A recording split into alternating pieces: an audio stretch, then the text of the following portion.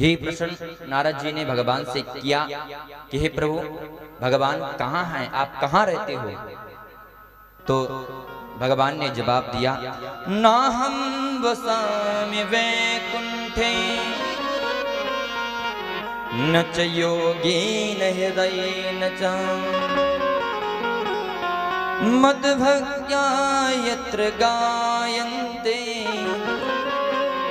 तत्र तृष्टामि नारद। नाहं वसामि वैकुंठे, मैं वैकुंठ में नहीं हूं। बोले कहाँ हो प्रभु? बोले लगता है कि आप संतों के हृदय में रहते हो।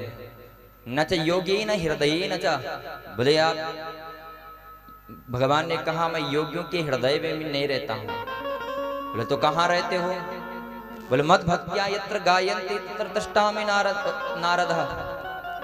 बोले जहां मेरे भक्त श्रीमद् भागवत कथा सुनते हैं, भगवान का नाम जाप करते हैं, भगवान का कीर्तन करते हैं, उनके हृदय में मैं विराजमान हो जाता हूं। हम लोग लगे हुए हैं। मैं पूर्व में कहा कि भाई घर को वृंदावन बनाओ, घर को वृंदावन, कहीं जगह भी जाओ, लेकिन हर जगह भगवान का भजन होना चाहिए और हर जगह भगवान का दर्शन होना चाहिए। अच्छा, दर्शन की भी पद्धति है। दर्शन की, हम लोग भगवान के दर्शन करते हैं तो कैसे करते हैं?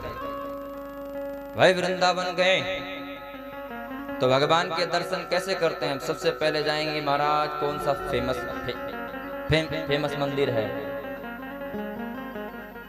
तो वृंदावन में कौन सा फेमस मंदिर है? प्रेम मंदिर। वहां की लाइटें इतनी चमचमाती है। अच्छा, ये दर्शन की पद्धति बताऊं आजकल के लोगों को, तो बोले वहां लाइटें जो चमकती है और जो पत्थर लगा हुआ है, उसी के दर्शन करने के लिए आप लोग वृंदावन जाते हो, चमचमाती हुई चीज। लेकिन नहीं, ये दर्शन की पद्धति नहीं है। टाइल पत्थर देखना, बाहर से मंदिर की चकाचौंध देखना, ये दर्शन की पद्धति नहीं है। बोले दर्शन की पद्धति क्या है? बोले दर्शन की पद्धति ये है, आप मंदिर में गए, टाइल पत्थर से कोई मतलब नहीं होना चाहिए। बोले सबसे पहले भगवान के चरणों से दर्शन करना चाहिए। किससे दर्शन करना चाहिए? संचिंतयते भगवता चरणारविंदम। भगवान के दर्शन की पद्धति है सबसे पहले मुखमंडल, चरणों का दर्शन करना। और हम सबसे पहले मुखमंडल का दर्शन करते हैं। सबसे पहले भगवान का मुख देखते हैं। चरणों से जंघों का दर्शन करना चाहिए और जंघा से फिर उदर का दर्शन करना चाहिए। उदर से फिर देह का दर्शन करना चाहिए, हृदय का दर्शन करना चाहिए, फिर ठोड़ी का दर्शन करना चाहिए और फिर ओष्ठ का दर्शन करना चाहिए, फिर नेत्र का दर्शन करना चाहिए।